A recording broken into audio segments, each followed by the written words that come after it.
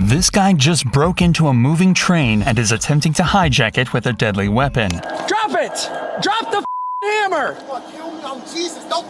But insane hijacking attempts like this aren't as rare as you might think. Just like the time a dangerous and terrifying man tried to steal a commercial plane with evil intention. Police car, come on now! I will cut you. I'm a suicide bomber. But just how did this man get aboard the jet, and what exactly was he planning? Well, for that, we have to turn back the clock just 30 minutes to a simple shoplifting case in La Crosse, Wisconsin. At around 2:40 p.m., a man quickly identified as Cody Anderson headed to a gas station for a pack of cigarettes. At first, nothing seemed awry, but when he was unable to produce an ID, the clerk let him know that he was unable to sell him the goods. And then he started to get agitated and pleaded with the clerk to let it slide. He goes, I don't have my ID. I'm like, I'm sorry, I cannot sell them to you. And he's like, I'll do anything. What do you want? How much is it going to cost? What do you want? I said, I can't sell them to you. He like grabbed them from my hands and took off running out the door. And so I said, I'm calling the cops. Well, then Tony said he did drop a $100 bill out there. Do you have any video of the guy? Yeah. The plan was to check the security footage, ID the man, and bring him back to pay for the other cigarettes with a shoplifting charge added for the inconvenience. But with the power of hindsight, there are a couple of hints we can pick up on that clue us in as to what exactly Cody was planning. As mentioned, he was incredibly agitated and nervous, almost like he was desperate for something to calm him down. He also left $100 behind as he ran away, implying that this wasn't an issue of money. All that's to say that when the cops got this next call, they could have had a good idea who was waiting for them in the cockpit. Go ahead. Would you be able to clear to assist City at Colgan area? They have a person driving a car on this trip, possibly intoxicated. 10-4. According to staff at the local airport, a man had just crashed through the locked gates to the runway at speed before repeatedly driving in circles around the airport, doing donuts, and using the runway as a drag strip. Staff assumed him to be intoxicated, which made his next move even more horrifying. He parked his car up by a small jet, stepped out, and brandished a knife at the crew, demanding they let him aboard. Due to the severity of this incident, a call went out to every nearby officer, and they arrived with arsenals of tactical gear and weapons to try and safely deal with the hijacking. I don't know what just happened. He just got on top of the jet. He closed the door. He did brandish a knife at me. He got on the jet? He got on the jet. I don't know if I copied that. He also did display a knife. And I believe he's going to be my theft suspect from Quick Trip Magic Vehicle. Correctly identifying the suspect as Cody, he instantly realized just how unpredictable this man could be. An airport employee also noted that they only had one chance to get this under control, as the outside switch to open the door works just once. The problem is, now the engines are active. They're on a timer before Cody gets the plane moving, and the cops have a huge decision to make. Anybody else on the plane? No, but he has access and he has it powered up. Can you shut it off from here? No. Did he bust through the gate? Yeah, go right through it. He actually just sold the 2 cartons. He's up in the window. Come out! He's putting his shit on. Hey, Open the door. Open the door. Open the door. Come out! Come out! Grab it! Get out now! I'm gonna beanbag him. Get out now! Open it again. I'm gonna beanbag him. Come out. I don't have another cartridge. Come out now! Show me your hands! You have another taser cartridge? Show me your hands now! I've been practicing. Come here! Show me your birthmark. Cross, police, show me your hands Show me now! your birthmark. I'll take lethal cover. Let's move this way. Move this way so we don't cross. You got lethal? Police department, come out now! I'm gonna sneak up and we'll see it. Doors open. I would back up, Josh. Nobody else is on the plane. Just follow the plane. The cops were able to spray pepper spray into the cockpit of the plane and to hit Cody with a beanbag round, none of which seems to affect him. Cody also has started to shout nonsense statements at the cops, further cluing them into the fact that he is either intoxicated or suffering from some sort of mental health problem. But quickly, the cops' attention switches to what Cody's intentions actually are in this situation, especially as he starts to shout some extremely worrying statements. Let's just wait it. Police car, come on now! I will cut you. I'm a suicide bomber. You're under arrest, come out! Allah Akbar. There is no vehicle button. 904, he's saying Allah Akbar and that he's a suicide bomber. I've prayed for my entire life. Alright, come down there and we'll talk, okay? I'm gonna cut my wrist. Let's just step out of the car and we'll talk, okay? What's your name, bud? Okay. Bag him again. Did he drop the knife? No, it's still in his hand. Drop the knife. Cody, just come out, man. Make a deal. I'll give you this garbage plans. Sir, come on, you won't be hurt. Just come out. We don't want to hurt you. In a situation like this, gaining trust with the suspect is paramount if they want to arrest him without escalating things. That's why it could be seen as a mistake that they're actively taking shots at him while simultaneously claiming they don't want to hurt him. In doing this, they've pretty much ensured that they're going to have to take a more aggressive approach, hence the arrival of an armored vehicle and a SWAT team. Come on, sir. Just drop it. Drop it. Come on out. Let's see your hands. Come on, bud. Just your hands. Drop it. Hands. Drop it. Show us your hands now. Cody. You gonna chase him? Stop. Cody, come here, slow us down here. Slow it down. Can you talk to me? What kind of explosives do you have? Cody then claimed he had a set of C4 explosives he'd obtained from the government and threatened to blow up the plane. To add to the drama, he also said he had a dead man's switch and 2 handguns. Come on, you're not moving, man. Because I got shot in the leg. Okay, Twice. well, we'll get you some help for that, but we gotta have you move if we move, okay? Come to the Back top. up and I'll give you the bomb. Okay, come to the top of the stairs. No, 30 feet to the side or we all die. The only thing I'm worried about is as soon as he came in, he turned all the batteries on. So, I think if he wants to, he might know enough to. I don't know if he's like a vet or something, but if he knows how to fly.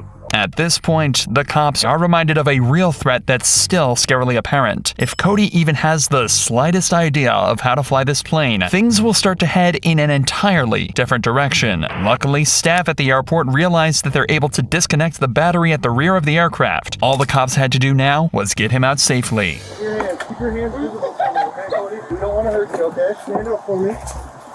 Stand up. Let's go. I'm not taking it out. Right here. You gotta stabilize. All right, good.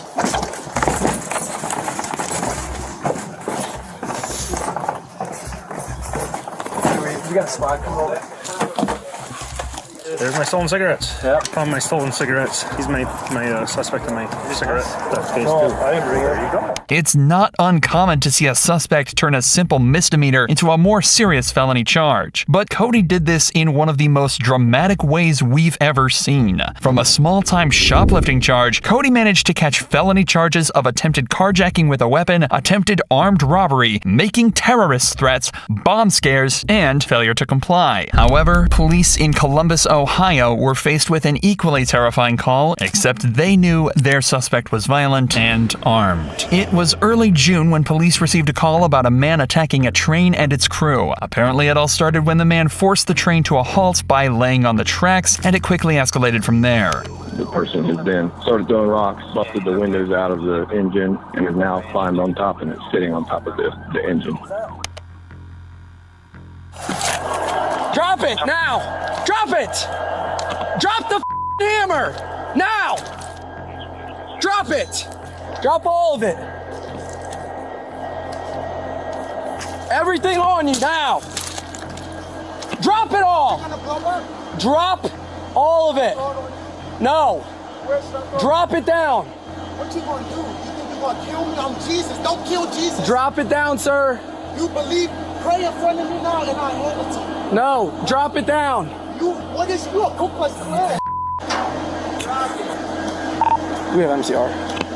It took the cop just 20 seconds of listening to this guy to radio in for MCR, the Mobile Crisis Response Unit. This is a special division of the police department trained to deal with complex mental health or substance use related calls. And it's clear why they're needed here. This guy clearly has no fear. He didn't just hijack the train, but also stood directly in front of it, forcing it to stop, with seemingly no regard for his own well-being or that of the drivers he attacked.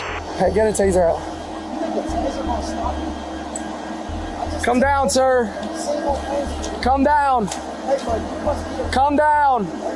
Come down. I'm not playing with games with you, buddy.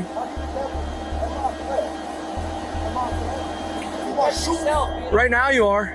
Are you gonna shoot me with my hands behind Put the flares down. I'm gonna cover up. I have the torpedo. Put the flares down. 33 bounces under the county. And put your hands out. I don't gotta do nothing. You say you're not doing nothing. Just kill me now. While I'm not doing nothing. Why are you up there? What's going on? You know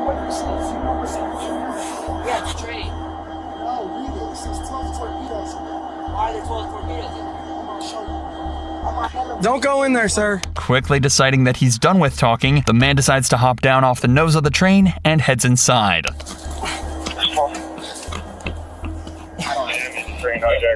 Hey, come out again, bud. I don't know what he has, dude.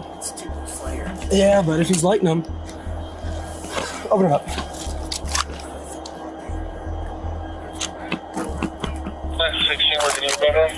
The cop is correct in being apprehensive to follow the man in, since they know he had a hammer which he's since relinquished, and he was just holding 2 signal flares which could easily be lit and used to burn or blind the cops. What's most worrying though is that they know he's already been in the cab of the train and could have stashed another, more dangerous weapon. But still, the cop chooses to head inside. He's down in the cab. Go in and go down the nose. Here, do you want to go in? Get out. Get up in the back. This flare?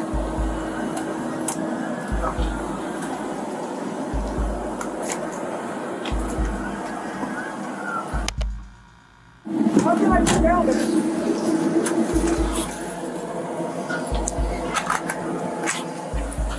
The man was able to lodge a door shut with a metal rod, and the cop is left to struggle with that for a moment. Meanwhile, a second group of officers arrive on the scene to help locate and apprehend the suspect. Hey, he's still right here. Yeah, go in the cab. It's probably just this flare that he has. Can you see in at all? Yeah, we can open it a little bit. Let me get over here. All right. Let me see your. It's a flare. Hey, what's up, man? Let me see your hands. Give me your gun. Okay. Don't hear. Get the out. Don't kill me. Don't kill me. Please. Don't kill me. Please, don't kill me. Don't kill me. Please, don't search. I'm lying. This is a publicity stunt. All the while we're listening. Muslims, we're not evil. Christians, we're both right. We believe in Jesus. Why do you despise us? Surprisingly, catching and arresting the man was easier than actually getting him off the train. With a mixture of worries that he'd push an officer off the train or that he'd find a way to run off, it actually turned out to be a much bigger ordeal than they expected. We're gonna have to pass him down. We're gonna have to hand him down. Yeah. Cuff my leg. Just don't kill me. Walk around this way. Fighting today. But you're very gotta do that, or you wanna take Who do you care of want here? to be the president? Trump or who? Let's pick. Who's the sheriff of Columbus Police? We're gonna pick. Or else ICE is gonna blow the. Wait. Eventually, though, they were taken to get him down and take him back to the station, where he was hit with more than just a ticket. Unfortunately, his exact charges aren't known, and it's not exactly public if this was a drug-related or mental health incident. But it's to be assumed that the man was not in his right mind, and hopefully was given the help he clearly needed. Now, you may not believe it, but there's actually one thing you can hijack that's scarier than both a plane and a freight train. This man stole a school bus. The bus was hijacked in Cincinnati, Ohio, but we join the chase 40 minutes later over state lines in Indiana. At this point, more than 10 police cars were involved in the chase along the highway, so the hijacker decided to take things off-road.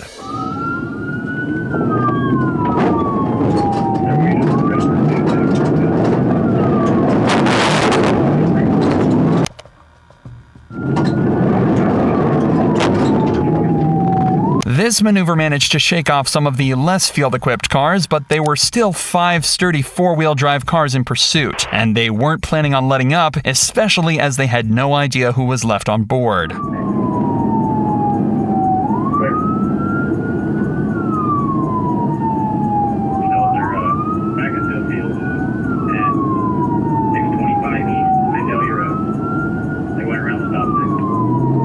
That may have looked like a pointless and dangerous move, but it was actually proof that this guy knows what he's doing. Ahead were 2 cruisers positioned on the side road, and the driver knew that could only mean one thing. They put down a stop stick, a set of spikes designed to puncture the tires of the fleeing vehicle and to prevent it from driving. However, the driver has to know that if he's ever outrunning the cops, they've got a litany of other tricks to stop him. So he knows he's got to up the ante if he wants to have any chance of escaping.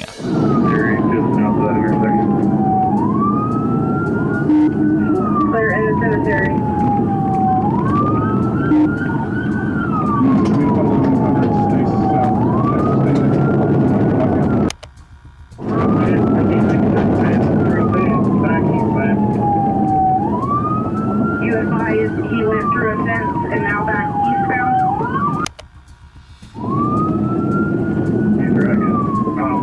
some electrical fencing here.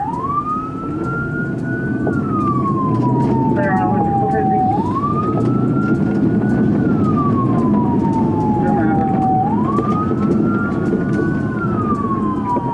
He just did beaver sale. I'm out to pursuit.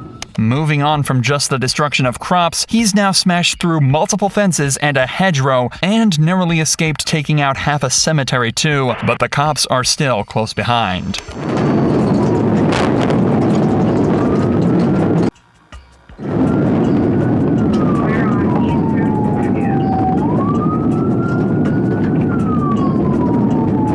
They're on Oscar again.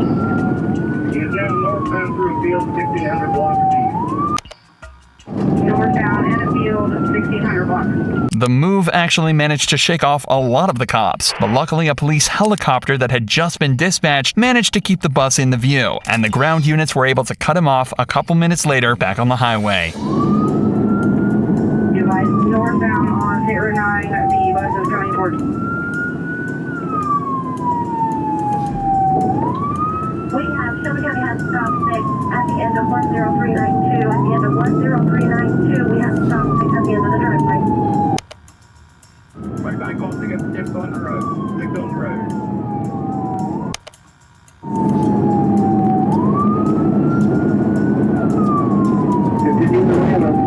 There are frankly dozens of cars in pursuit now, allowing them to cleverly split apart and attempt to cut the bus off in various different directions. But as it would turn out, that's not how they'd catch the driver.